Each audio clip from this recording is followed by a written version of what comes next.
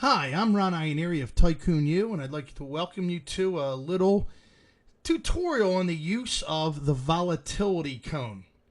What you see in front of you right now is just our entry page right here to our Options GPS membership site. And as you see, there's some activity down there in the community, and we're very glad to see a lot of you taking advantage of hopping in there. And one of the questions we did get is a little question or a few questions about the use of our volatility cone, where to find it, how to set it up. So all we need to do here is we need to come to this main page here, and we need to take our cursor right over here to Tools. And as you see, when we put our cursor on Tools, you see we have Option Quotes, Options Calculator, and there it is, Options Volatility GPS. Now the Volatility GPS is really just a volatility cone, but, we're saying how do you navigate yourself through volatility? Use our Volatility GPS tool. So click on it, and up comes Volatility GPS. Now, on the right, you see asset information. This is where you have to come in. You actually have to provide the tool with some information. Number one, what's the stock? The stock symbol. Let's take a look at, say, Apple. A lot of people follow Apple pretty well. We put in the stock symbol, AAPL. It shows you and confirms for you that it's Apple Computer. We click on it, and we are now looking at Apple. The next thing is the observation period. And what the observation period is really asking for in terms of our input is how far back do I want to go in time to take data to see what I need to see about volatility. The problem here is people sometimes tend to go back too far. We don't want to go back any further than a point in time in the past where the stock is still acting like the stock we see today. Now, what I mean by that is a lot of people take a look at a stock like Google, and before that, it was Qualcomm and eBay. And before that, it happened to be Dell Computer, the stock that I was option specialist in.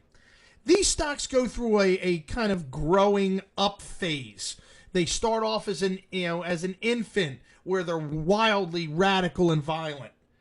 And then after a while, they become an adolescent where we still see some of the wildness and the violence, but we don't see it as often. They're starting to get a little more mature. Finally, we reach adulthood where the stock is now mature. It's more like IBM is today.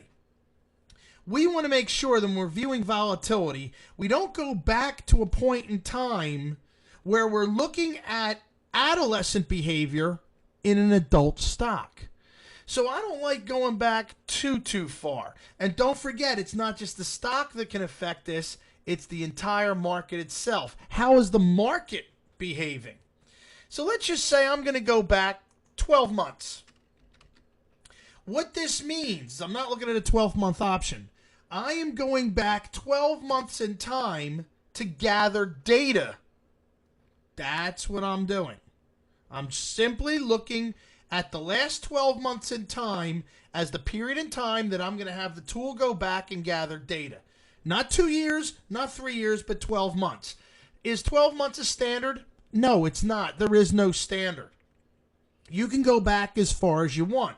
But do remember that if you're trying to look at a leap, say for instance a 2-year leap, well, you got to go back more than 2 years to acquire your data. Why? Because you need 2 years of data to see what the 2-year leap is doing or that time frame is doing. So we do know that the observation period has to be longer than the days to expiration of the option you're looking at. Oh, Ron, is there a rule of thumb? No, but I'd make it at least time and a half more. Okay? Right now, I'm going to look at a 30-day option, and I'm going back 12 months for data. If I was looking at a 2-year option, I'd probably go back 5 years in data. But once we decide what our observation period is going to be, we now have to start plotting the implied volatility. First off, we need to know what type of option we're looking at.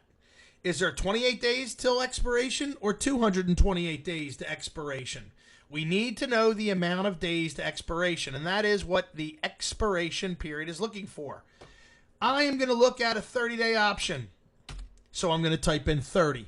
If I was looking at an option that's 3 months out that might have closer to 80 days, then I'd put in however many days to expiration. You can easily find this information on the platform that your brokerage remembers. I happen to use Thinkorswim, and I would just go back and look at the days to expiration for Thinkorswim and what Thinkorswim's telling me. So I'm looking at a 30-day option. Simple as that. Now, Thinkorswim also provides me with accurate implied volatility. I need to know what the current 30-day option is trading at in terms of implied volatility level.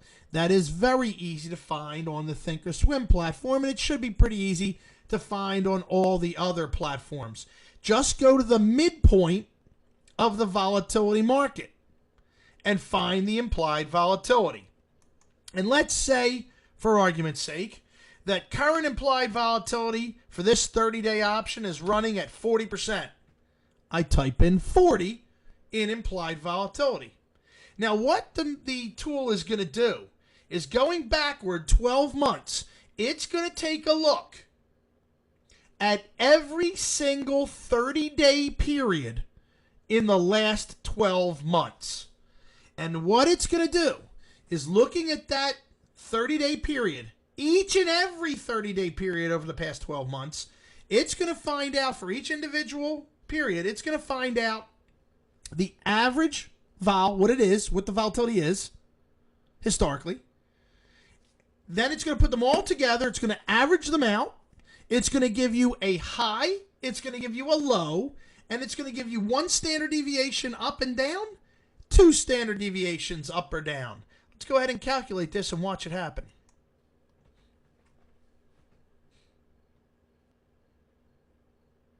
Bang. There's your cone. Now, looking at this 30-day period, look what I see. I see a volatility that's right around its mean for this 30-day option in Apple. Now, what does that tell me? Does it trigger a trade? No, not necessarily. See, don't think that this is the do-all, end-all, say-all telling you to make a trade. Let me move volatility a little higher and give you a situation where you think you might want to make a trade. I just moved volatility to 90. Let's say implied volatility right now is 90. Look how high it is. It's all the way up above its second standard deviation.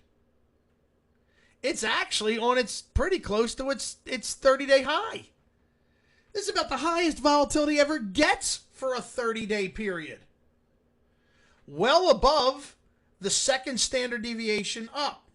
What does that mean? Well, we know that inside of two standard deviations, from this yellow line here down to this yellow line there, we know that in that area, the stock, or in this case, the volatility of the stock, will fall 95.4% of the time. That means any reading above the second standard deviation, like this one, or below the second standard deviation, as in down here, any reading outside of the in-between of that two standard deviation movement suggests that only happens roughly 4.6% of the time. And because this is based on a bell curve, it means only 2.3% of the time above. We're in rare air here, aren't we, in terms of implied volatility? We're in very rare air. Implied volatility is only up this high 2.3% of the time. That means the other 97.6% of the time, it's below this level.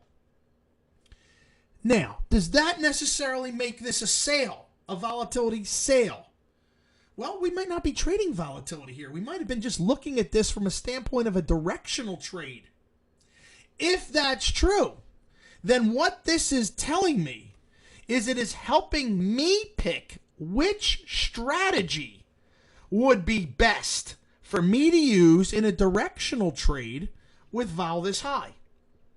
Now, I might want to trade volatility, and I might become a volatility seller here in a hedged fashion. But even a directional trader needs to know the volatility.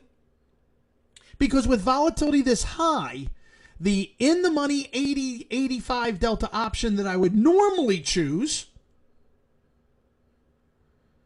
might be much more expensive than I'm normally paying for it. The reason being is Trumpification. We know that the higher the volatility goes, the lower the delta goes for in-the-money options. With volatility this high, I might have to actually go deeper in the money. Maybe not in delta, but in strike. I might have to go deeper in the money in strike to find my 80 delta option. Under normal volatility situations, I might only have to go, just for argument's sake, just an example, I might only have to go 2 strikes in the money. But in this volatility situation, so high, so rare, I might have to go 4 strikes in the money to find my 80 to 85 delta option. The problem with that is that those 2 additional strikes in the money are going to tack on an additional overall, potentially $10 in price on the option that I'm buying. Suddenly, that high volatility might make my stock replacement strategy a little too expensive. And you might say, well, hey, why don't I just go with that 2 strike in the money situation? Well, that's because that 2 strike in the money call now is now a lot more filled with extrinsic value, decayable value than you're used to. And we know we're trying to get away from that when choosing a directional trade. So what do? In this case, if I still believe that the stock is going up, I'm going to look to do a vertical spread.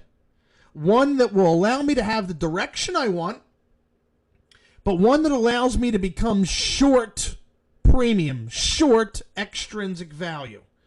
So please understand what this tool is. This tool doesn't tell you what to trade, when to trade and when not to trade. It more is going to give us a guideline as to what to trade and how to trade it in certain situations.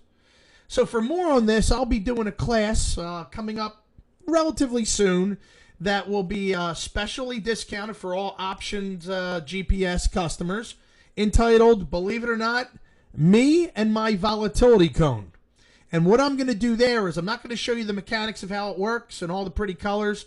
I'm going to show you how I derive decision making from the volatility cone, and when and where that volatility cone is going to tell me which strategy to use in that specific situation.